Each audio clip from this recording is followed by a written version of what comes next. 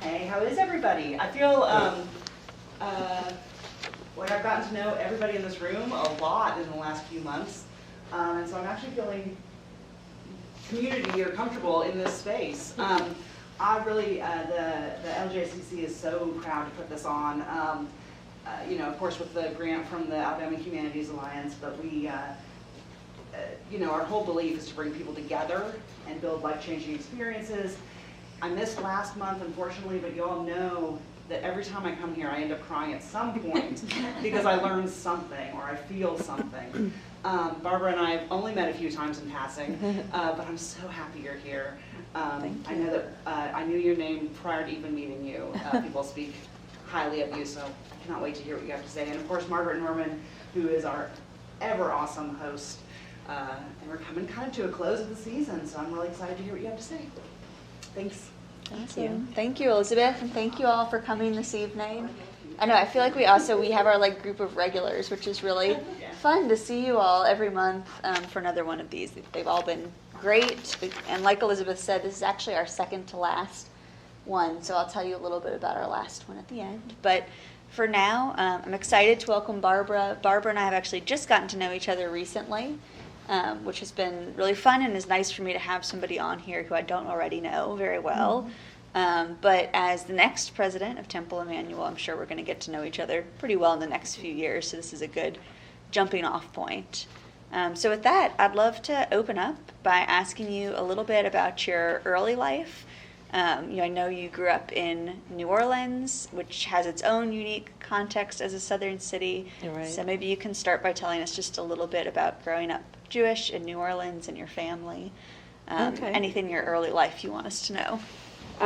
Yes, I grew up in New Orleans, which was always impressed people when I left home and told people I was from New Orleans. Probably unrealistically, like we did not grow up in the French Quarter, but it was a fun place to tell people you're from. I have an older sister and a younger brother, and my family was very probably typical Reform Jews at the time. I grew up at Toro Synagogue. And when Jack and I met, we argued about they're very similar looking synagogues. They're probably built around the same time or something, but I thought mine was prettier, he thought his was prettier. But my parents were very involved in the Jewish community and Federation. My dad was the president of the temple. I did not have a bat mitzvah. We had my rabbi I grew up with was still there. He was older when I was at that age, and so that hadn't come to our synagogue yet, although it had come to other places in the South, because some of my cousins had bat and bar mitzvahs. Anyway, yeah, I felt we had Friday night dinner every night, very kind of fancy. That's when we ate in the dining room, and 6 o'clock, and if my dad was in a fun mood, he'd do the long version of the Kiddush, and anyway, I still do the whole long Hebrew and English that my mother always did, that I'm not sure anybody else in the country does it, but it was at one time the typical Reform prayer. So can you actually, for our non-Jewish audience, I know we're mostly Jewish here tonight, but we've been hopefully getting some non-Jewish views online. Could you tell us a little bit about what typical Reform, or you used the phrase, I think, classical Reform when we first talked, what that means or means to you? Okay, well, it changes over time. Yeah. But in the 60s, 70s, when I was growing up, it was very kind of scientific believing, very not very spiritual, actually. And very little Hebrew. It was kind of a reaction, I think, in a way, away from Orthodox Judaism in ways that we've now come around. Yeah. But at that time, there was a lot of, and we still have this too, the organ and the choir, which was, borrowed from churches.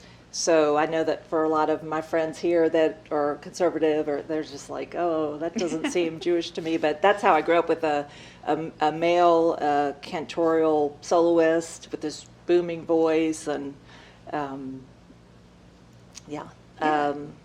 what else? We had Sunday school that was 2 hours a week. We were not good. I mean, I was good at school. I loved school, but I don't think I was good in Sunday school. I learned very little and just did not pay attention. I don't know if I just think it was hard for the teachers to grab us when we saw them once a week for 2 hours. And they probably weren't professional teachers either, so there could be that. But yeah, that makes complete sense, and I'm sure is still the challenge of Sunday school teachers everywhere. It's probably not unique to that situation. Right. One aspect of growing up in New Orleans I'd love to ask you about was you brought up that your dad was in a inclusive Mardi Gras crew, and I thought it was interesting hearing a little bit about that tradition. Maybe you can tell us a little bit more about that. Right. Well, actually, when I was even in my early teens, I think, it was so confusing to me that there were so many there were holidays that came from different places, because I had the Jewish holidays, I had the American holidays like Thanksgiving, and then I had New Orleans holiday like Mardi Gras. So that's a lot of holidays. It took me a while to figure out which one was which. But yes, I still love Mardi Gras, and which is actually based on Lent, which is a Catholic idea, and somehow in New Orleans it's very high society. At least it was at that time. I think some of this has faded away as well. But so you may have heard of the crew of Rex or Comus. They were very shishi, and no Jews allowed, and no blacks allowed either. And so I guess the people my father's age just started their own that was more inclusive, called Bacchus, which is one of the bigger ones now. It's on Sunday night before Mardi Gras, and it's really a beautiful parade. So growing up, you would go to the parade? Oh, we'd go to all the parades. I grew up on St. Charles Avenue, probably about maybe 7 or 8 blocks from Torah Synagogue. So we walked to Sunday school, and we did not walk to services. I think we drove to services. But the parades were kind of halfway. They came down Napoleon Avenue, which was right by Torah Synagogue. As a matter of fact, Torah still does parade watching. They'll have like a Friday night service and then have people come. You can watch the parades from their steps. I've never done that, but I think that sounds really cool. But yeah, we would just walk to the parades after dinner or whatever. It wasn't quite as huge as it is now, but it was still a big deal. That sounds really fun. I'm sure it was a really neat experience as a kid. And just one other thing that I thought was interesting from when we chatted earlier was you talked about going to school, that you went to a school that had a lot of other Jewish students, but also a lot of other Catholic students. Maybe you can tell us a little bit about that and sort of the Jewish environment you grew up in. Well, I went to a private school in New Orleans called Newman, and it was started as a orphanage, a Jewish orphanage, I think in like 1906 or something. So the remnant of that was that it was from kindergarten to 12th grade, and I went from kindergarten to 12th grade. It had at the time that I was there, it had a Jewish board, and we did get off for Rosh Hashanah and Yom Kippur. And I've told my kids, like, I have never worked or I've never done that. They go to school and they work on Rosh Hashanah and Yom Kippur, and it just freaks me out a little bit. But on the other hand, I didn't have to make that decision because my school was closed. Well, my parents wouldn't have let me anyway. But anyway, but there was nothing Jewish about the school whatsoever. But probably about half of the student body, maybe less, but something around that. It felt like I was surrounded by Jews, but these were all Southern Jews. I mean, everyone had a Christmas tree. Everyone that I knew growing up was. I think there was one girl in my class who was Orthodox, actually, and then everyone else was Reform, and then went to either Sinai or Torah. It was. I feel like I didn't know it at the time, but I feel like we missed out on a lot of Judaism. But my family celebrated all the holidays. I mean, we had things at our house, so I didn't feel like I missed anything. But yeah, it sounds like your family had a lot of the Jewish ritual incorporated. Yeah. One thing that I thought was a little funny was when we were chatting, you talked about the assumption from your mom that you would know what keeping kosher was. Your family didn't keep kosher growing up, and of course commented too that it would probably be pretty hard to keep kosher in New Orleans, I would imagine.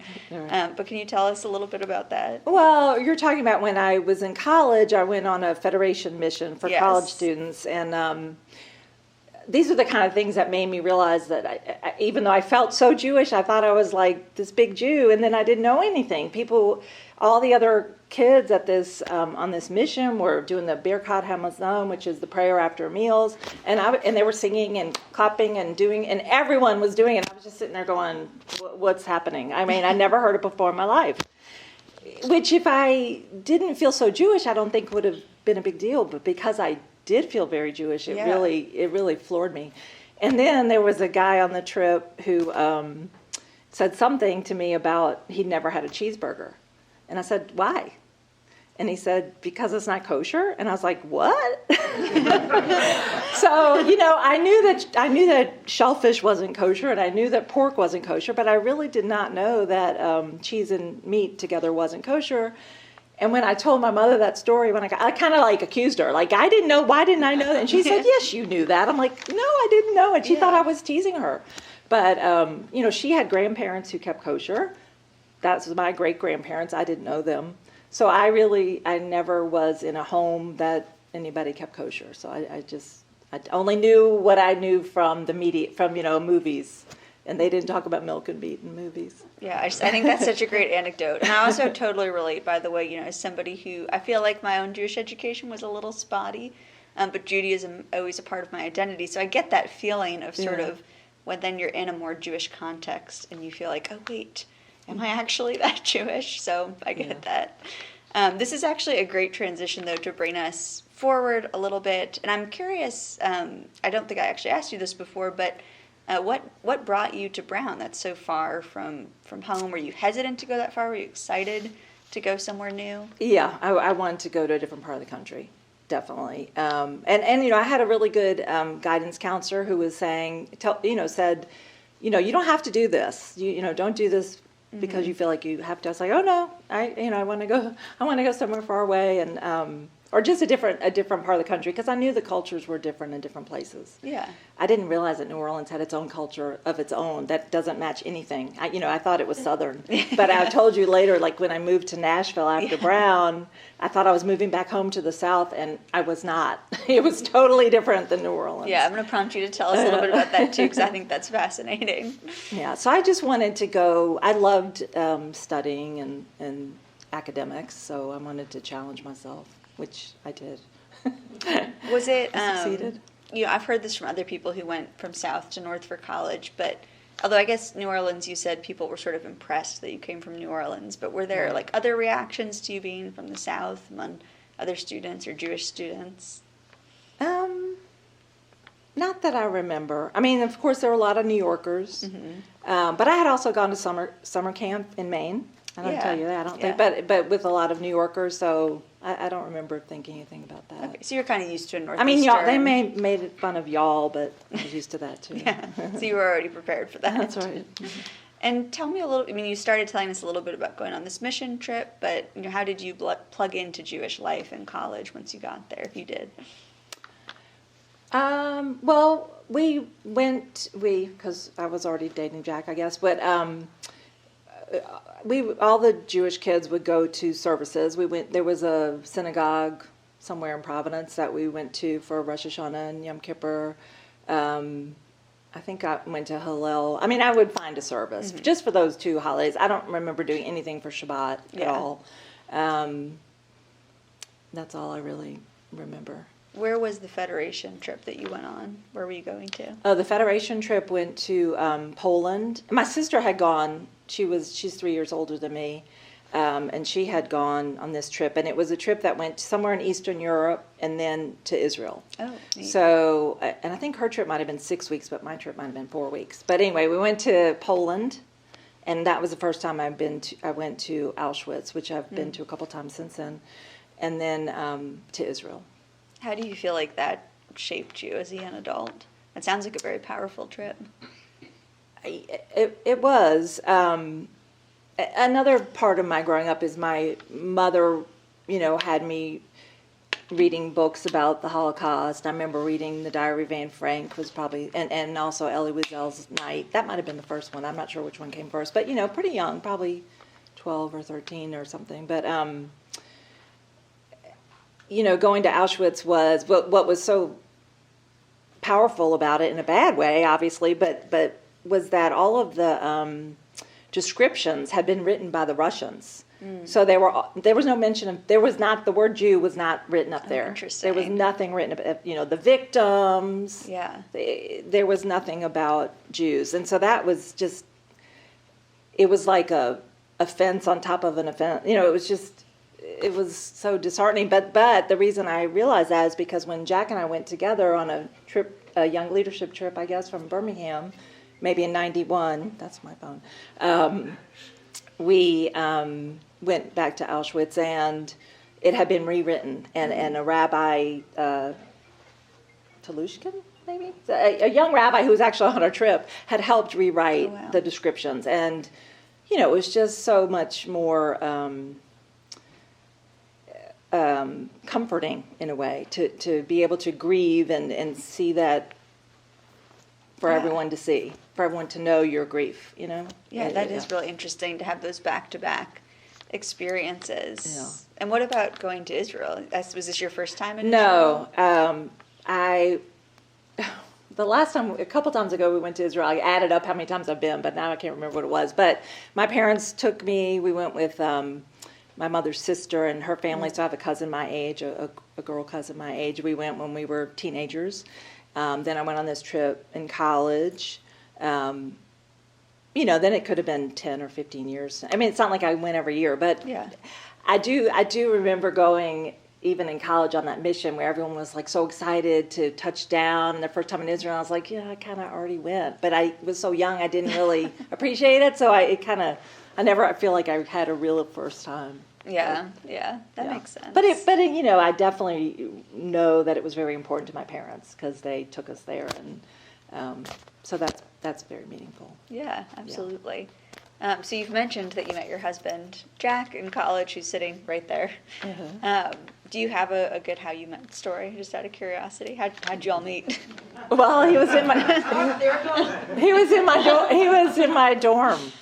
So I was a year younger. I was a freshman, and he was a sophomore, and he was clever enough to choose a roommate. His roommate was one of the resident advisors for this freshman dorm. So Jack didn't have anything he had to do. He didn't have any, what do you call it, responsibilities, but he got to be in the freshman dorm to try to meet some women. So it worked. And we were just friends. We were on the same floor. It was a co-ed dorm, obviously, and it was co-ed by room. Mm-hmm. I mean, it was all mixed up. But yeah, by the summer after my freshman year, I told one of my friends from home, I told her father that I thought that I had met the person I was going to marry. And he was so sweet. He said, well, Barbara, if anyone else told me that, I wouldn't believe it, but if you're saying it, I think it's probably true. Oh, that is sweet. Yes. Well, we'll see afterwards if that aligns with Jack's version of the story. That was my one curveball question. So maybe tell us a little bit now about getting to Nashville. And I did think it was so interesting that you said you felt like you were moving back to the South after college, but then you feel like it's actually a very different experience. So tell me a little bit about that. Well, Nashville in 1980, which is when I moved there. Well, first of all, I have to tell you my father's from Nashville. So okay. All my relatives lived in Nashville on my father's side. I mean, my grandfather had passed away while I was in college, but my step-grandmother, who had been my grandmother my whole life, was there, and aunts and uncles and cousins. I mean, a very close family that was all there who I had visited all my life. So that was one thing about Nashville, which is probably why we got married instead of living together, because there was no living together when your whole family is. People were doing it then, but I wasn't going to do it. My parents were going to let me do it.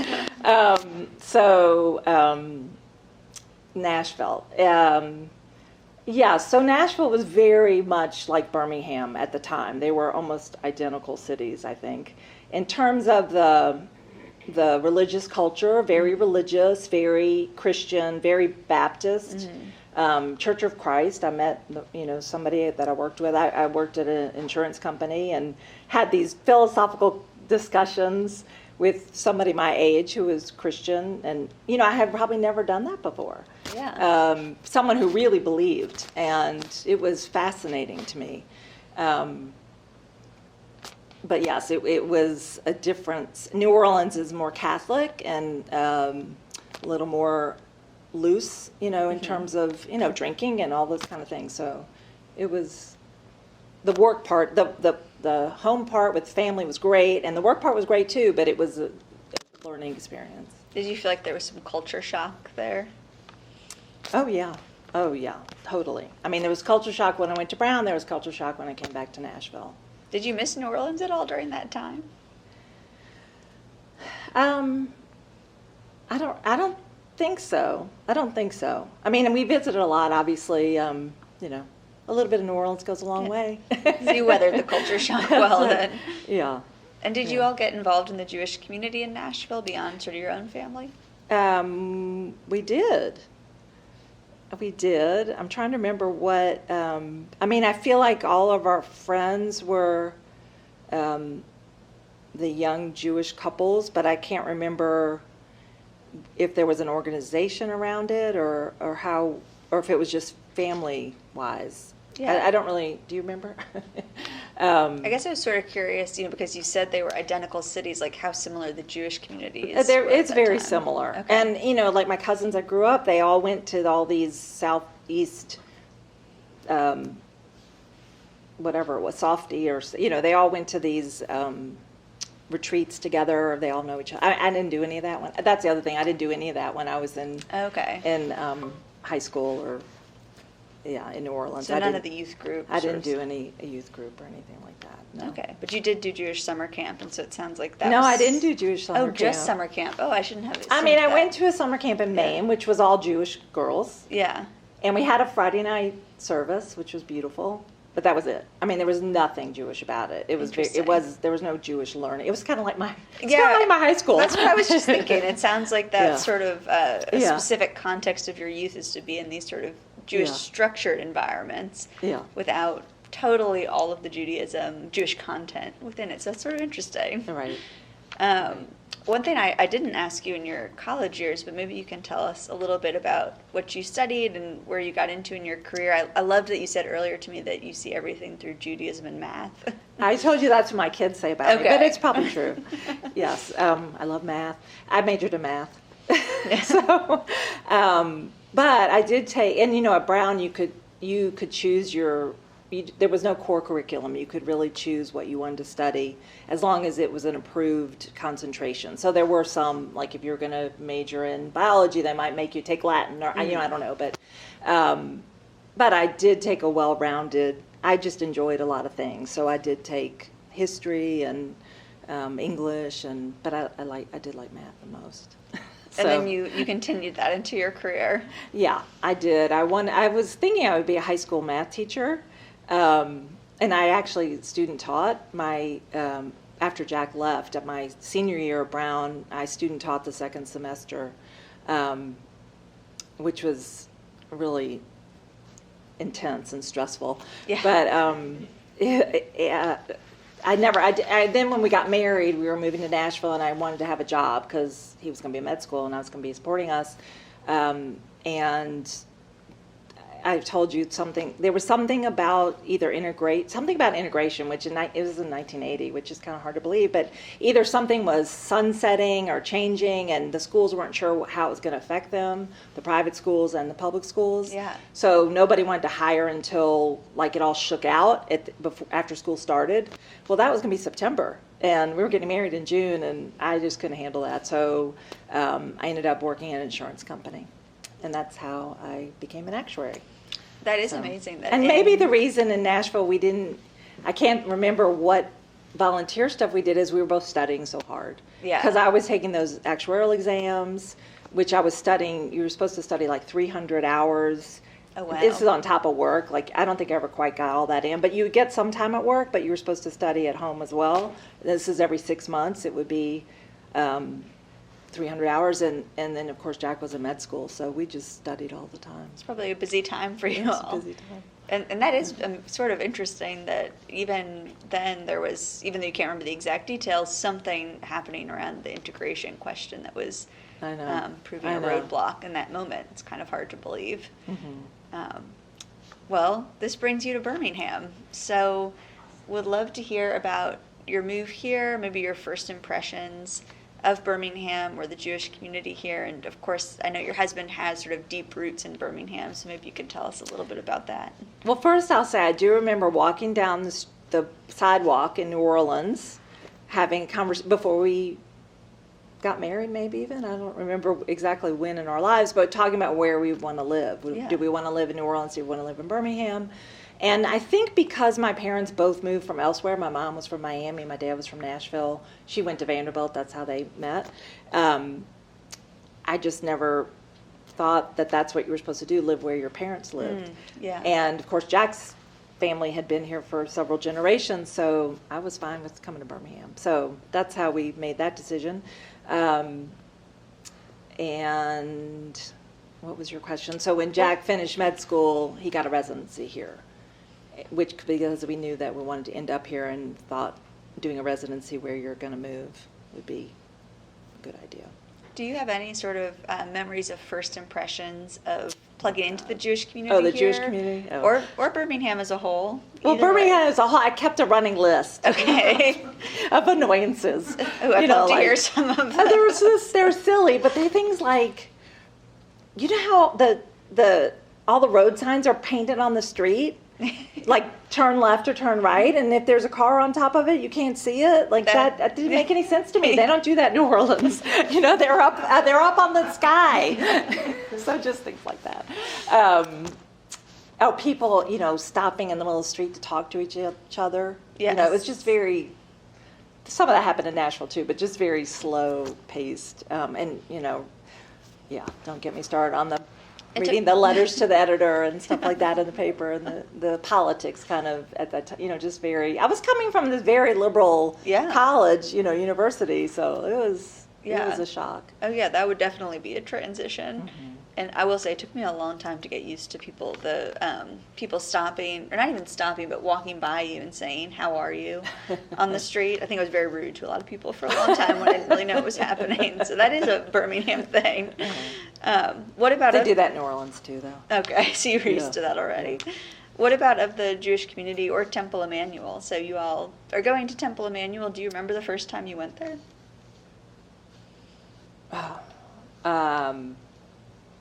Just to say that my temple was prettier at the time. It's probably why we were dating. I don't remember that. But I do remember getting involved in the young women's organizations. We had National Council of Jewish Women and Hadassah, both of which sort of everyone was a member of, everyone who was anyone. It was just sort of automatic almost. And after we had lunch, I started thinking back a little bit and realizing that was really the first training ground, because I specifically remember I volunteered to do some little project. It was like going through, at the time, everything was on cards. I was going through index cards and something, I don't know what. Well, it took me 3 hours, and I was just incensed. Like, I can't believe I just spent 3 hours on this volunteer job. I guess I thought it was going to half an hour.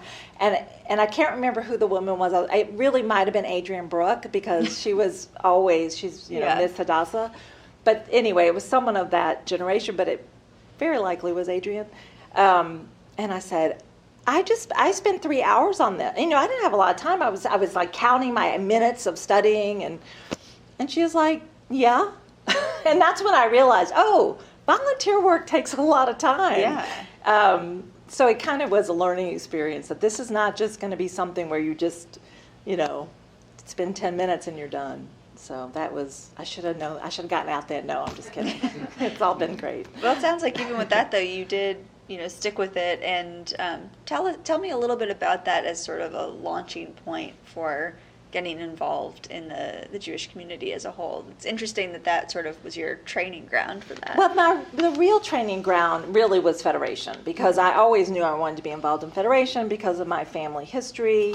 I think Ronnie has was probably on a nominating committee or something. She was like, got me involved. And I remember, and weren't the meetings across the hall? Yeah, the meetings were across the hall at the JCC, and I just can remember the way the chairs were set up, and being this 20-something-year-old. I'm sure maybe 26 or I don't know how old I was, but and all these really greats. I mean, I will always consider them great. I mean, Hal Abrams, Abe Kaplan, Mickey Rubenstein, just the way they spoke with such passion, but also such respect for each other, was really powerful, and made me so proud of being part of the community, but also just taught me a lot about community work, and then when I was on the day school board, our meetings were also in there. I think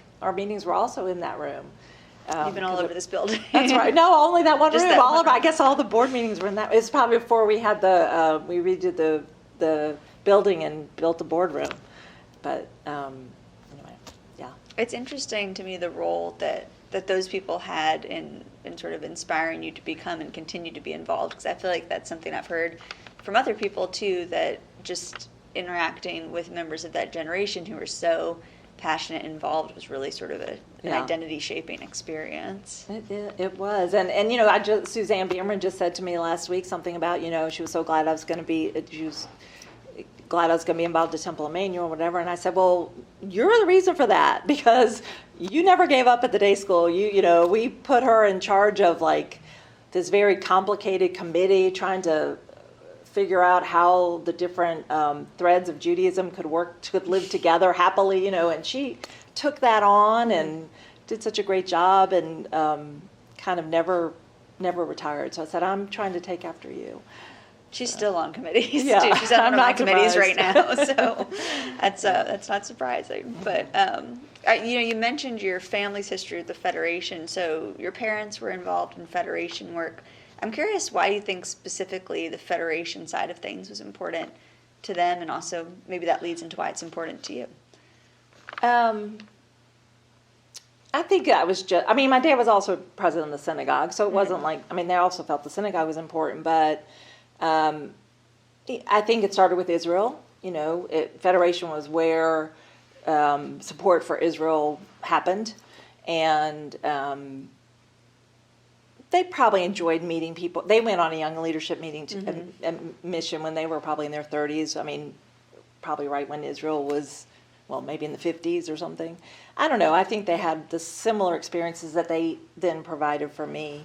And I think my mother's father was very, my mother's father took his daughters to Israel maybe in like 1948. Really, wow. Yeah, really. Be an interesting time to visit. Yeah, when they were teenagers and Israel had just become a state. So, yeah, I guess it's just passed down from generation to generation. But my parents were campaign chairs.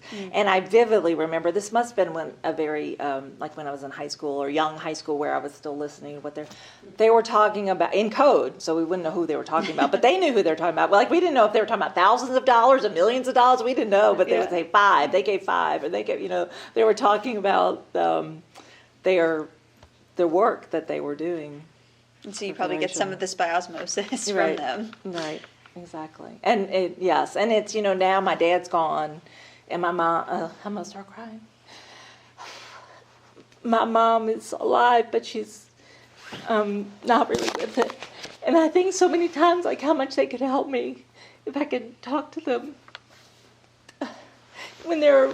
I wish I had some tissues or something. I actually brought one because I sorry. knew I was going to cry. I always cry.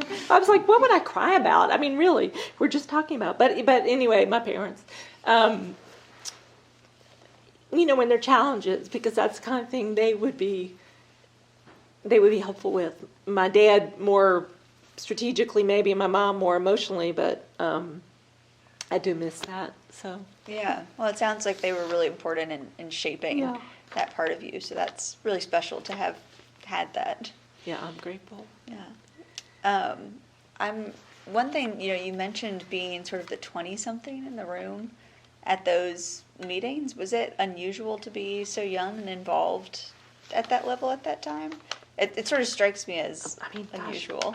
Maybe I was 30. I don't know do you know how old I was? I don't know how old I was. I'm asking Richard. But on the younger yes, side. It's so funny. I think I would go home after every meeting and say, "Oh my God, I can't believe I said this, and I can't believe I just worried about every word I uttered, and that was so stupid. How could I do that?" And what was really nice as I got to know, it's really about being known and being unknown. And as you get to know people and they know you, you don't worry as much. They know how to take what you said. Yeah. But when you're starting out, it was very intimidating. It really was intimidating, but everyone was, so I think that it was almost like being the teacher's pet or something. I mean, it was that kind of feeling, like they were so proud of me. Excited to have you there. Yeah. It didn't feel like, I felt very respected, and they wanted to pass it along. We all want to pass it along to the next generation. So there's this feeling of, oh, thank goodness this person, like at the day, what's going on in the day school right now with Carly and Sarah, and working on getting more kids in the school, and it's just like, oh my God, this is so wonderful. It's just so wonderful, and you feel so proud, and now you're in those shoes that's of right. being excited about the young leadership that's coming up. That's really neat. I wanted to ask you about the day school actually too. 'Cause, you sent your daughters to the day school. Yes. Maybe tell us a little bit about that decision, why you sent them there, and what sort of impact that had on your family. It had a huge impact on us, because through that I met all the people that had a big impact on me. And I've met most of my friends really through volunteer work, I would say. I met Rabbi Alana Cantor, and through the Federation, she did this amazing leadership class that was all year long, and it was very intense. And what happened during that class was we went over Torah portions, we heard stories, and they were all like the first I'd heard them. I thought they were just it was all so fascinating, and Judaism was so great and wonderful. And what was even better was, from then on, many of the things I hear now, I'm like, oh yeah, I already know that. Or either the book she had us read, or so it laid this foundation that was very. It's not like I never learned anything new. I just learned tonight about this wine hechsher. That was new to me too. Yeah, but no longer did I have the feeling of like, huh? I knew enough to really be able to. Oh yeah, that relates to like Noah. I knew enough of the stories to feel like I had some Jewish knowledge. So that was a big hurdle that I kind of jumped without even realizing. It was very painless because it was just as part of a community. But it was partly the Federation, but there was a lot of crossover between the Federation and the day school as well. But why did I send my kids? I never thought I would send my kids. We used to drive by Brookwood Forest and tell Rachel when she was 3, that's where you're going to school. That's where you're going to school. And I think I had told you that the timing was changing on her in terms of when you had to turn 5 to get into kindergarten. Yeah. And so she was going to be held back, and she was very tall. And I just thought maybe she should go on, and the day school at that time would let you go ahead to kindergarten. So, that might be why I started looking into it.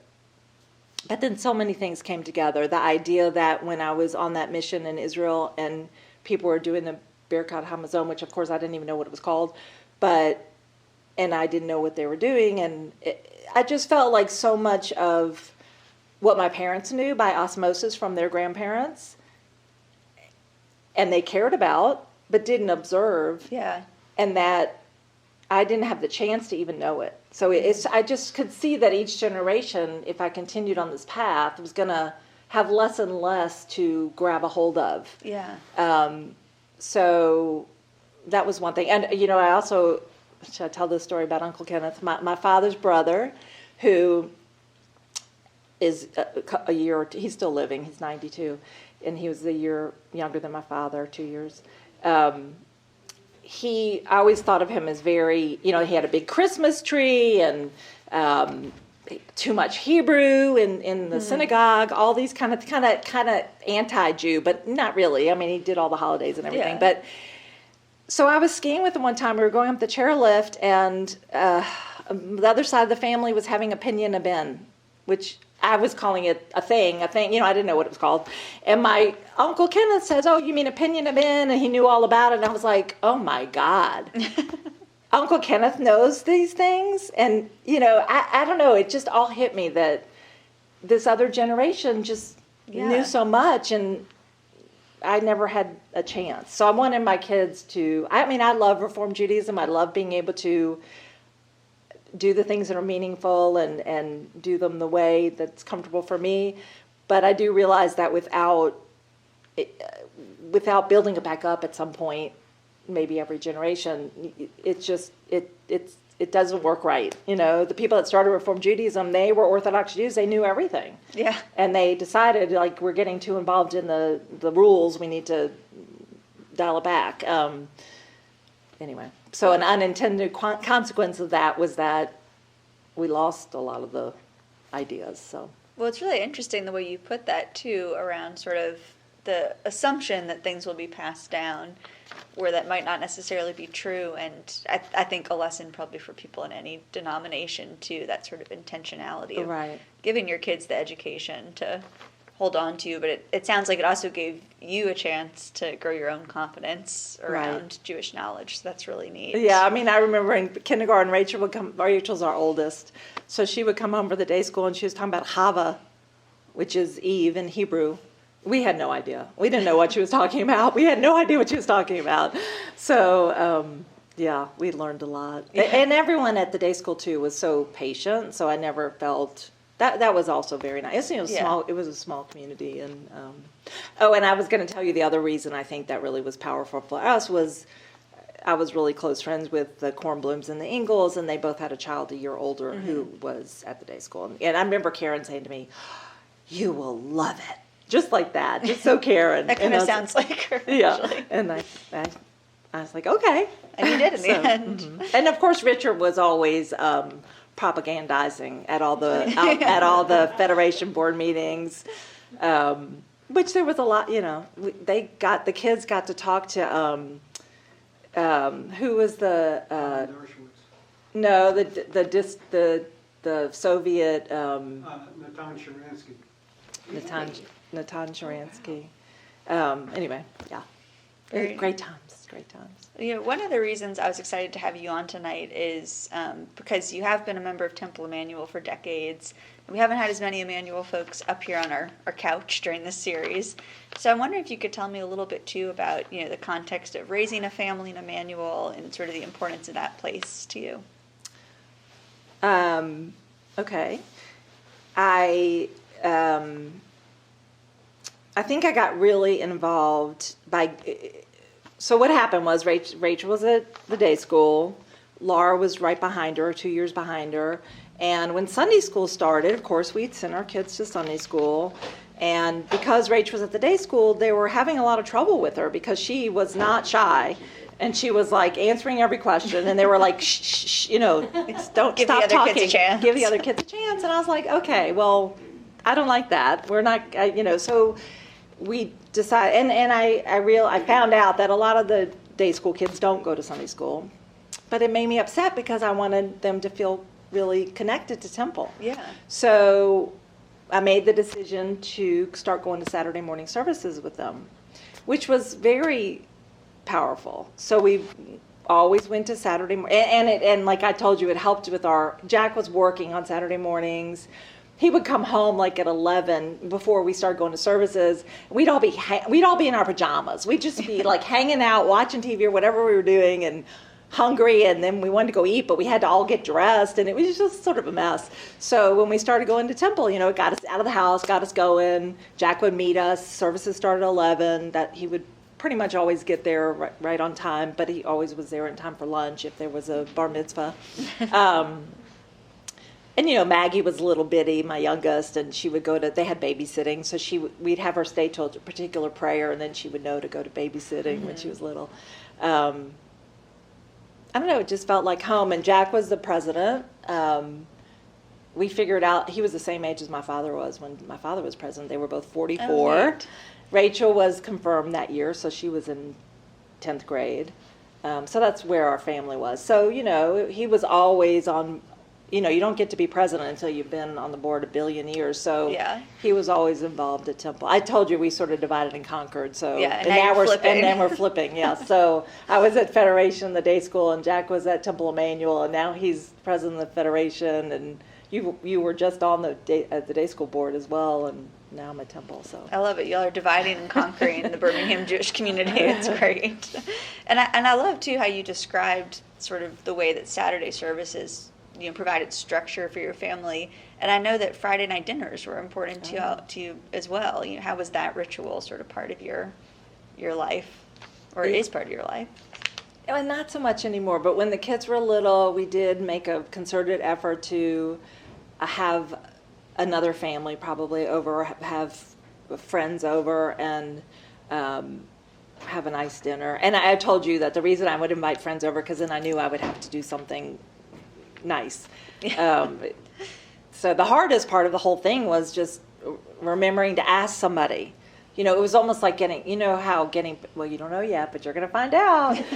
Getting a babysitter is just, it's not that hard. The hard part is just dealing with it in time. Yeah. And so inviting people was just sort of a pressure that I had to, who am I getting? And I would make a list of all the people I'd love to get to know better, and, you know, who should we have over? And the kids really enjoyed it. If the kids were younger than them or older than them, they didn't care. You know, it was really a nice tradition. But I will say that, you know, now we go to services more on Friday night, and which it's just a whole different, I haven't gotten used to it yet, but things change. Yeah. So. How does it feel different to you, out of curiosity? Well, I mean, you can't really have a Friday night dinner if you go to services on Friday night. And especially now, well, I don't know what time they were then. They're probably, but, you know, services are at 6. It's just, everything's different. When I was a volunteer, when I was young, starting as a volunteer, nothing happened, but 6 and 7 was dinner time. Like, it was you either had meetings at 7 or 7:30. Maybe there'd be one at 5 that would be over at 6, you know, on a rare occasion, maybe at lunchtime. But there was none of this. Like, now their meetings, there's like, when do people eat? I don't understand. I don't like to miss dinner. When do people eat? So that makes it harder. Yes. Yeah. I do love that description of Shabbat for your family when your kids are growing up. It sounds like it was a nice sort of container for your weekend, and helped you invite people over. You make something nice. You get out of the house Saturday, so it sounds like it served your family really well. Yeah, it was nice. Well, now my kid, I would be remiss if I didn't say that I would sort of freak out a little bit for that 15 minutes before people were coming over, and I wasn't quite ready. Yeah. And my kids, that's what they remember. Like, you know, it wasn't all bliss. It wasn't all bliss. Well, I bet they remember I put some a of little those. pressure. I might have put a little too much pressure on myself. Well, I'd love to close this out with a version of the question that I've been asking everybody in these interviews, and especially as somebody who's been, you know, an important leader in the Jewish community. You know, I'm curious if you could think of something that you feel like is a really big asset for us as a Birmingham Jewish community, and something you feel like is a challenge. We'll kind of end looking forward a little bit. Well, I think the answer to both questions is our size. I think that our size is just right. We all know each other, but not really. So there's still new people to meet, which is exciting. But generally, we know someone who knows someone. I mean, you know, there may be one degree of separation, but it feels very cohesive as a community, which I think can be a real boon as we try to navigate new times and new ways of living. We know each other, so we can talk to each other and figure out, you know, what we need to do. but I think a disadvantage is also our size, because we're just like right on the cusp of being too small to hold. We can see at the day school how there's definitely you have to have enough size to get enough size, and if you start getting smaller, it sort of speeds up. And if you start getting bigger, it also speeds up in a positive way. So it's very scary to me right now that we could speed up getting smaller and shrink away and go the way of Jasper and go the way, I do feel like we're on the chopping block, and we need to be very vigilant about staying engaged with each other and making those connections, even while we understand that our community has opened up to not just Jews, but everybody. I mean, our kids, our friends, and I'm speaking metaphorically because my kids don't live here, but I feel like my kids are pretty typical of the Jewish kids that do live here. And, and you had said yourself, I mean, they're not limiting themselves to Jewish friends, and nor should they. So how do we make that still feel like a community? And I think that's our challenge. But we've got great people in this city, so I think we'll be able to figure it out. Yeah, and great leaders like yourself. So I'm looking at David's chair. You're looking at David. I'm looking at you. So I agree. I think we have some good leaders on it, and I'm excited to see how your presidency at Emanu-El plays out and some of your ideas come to fruition. So thank you. With that, I'll ask you if there's anything you want to add that I haven't asked you tonight that you feel like we've missed. I'm sure I have left out many people who are very important in my just informing me, and I'm sorry that I left anybody out, but they're all really meaningful to me, and I appreciate all the shoulders that I'm standing on. Well, that's lovely. We'll close out on that then. Thank you so much for your time tonight. It was wonderful to have you on here, and we can all give a round of applause for that. and to Margaret. So I have to say thank you so much. I have to say, so Brooke stepped out, but just so you know, I just sent her a text where I was like, dang, I really like Barbara. Oh. So if you ever want to have coffee and just chit-chat or come on by, I'm like, wow, she's really cool. I recently had this conversation. I have an additional question for you. I just had this conversation with several members, Richard was one of them, about looking back over your life and like the changes that you went through, and I don't think a lot of us get that opportunity. And so I'm just curious, because it hits me that every time somebody's up here, they've gone through their whole life to look at how was that for you? Was it hard? Was it easy? Like, I'm just curious. Like, I don't know that I've ever had the opportunity to go. Oh, talking at this. Yeah. That's an interesting question. Yeah. Well, it's not the first. It just brings back stuff you've already thought about. Okay. Because, for example, when I got on the board of the day school when I was young, when Rachel was probably not even in kindergarten yet, and I was asked to be on a panel talking about, I don't know, what being Jewish meant to me or something like that. And that, I do remember being very powerful to have to, like, think about that and come up with a cohesive, conversation about it. But at this age, I feel like I've done a lot of that. So it's just sort of regurgitating some of the things I've already thought about. But you get new connections and everything. So it's interesting. But yeah, I mean, I love being able to share, like, what I think about every day, all the time. So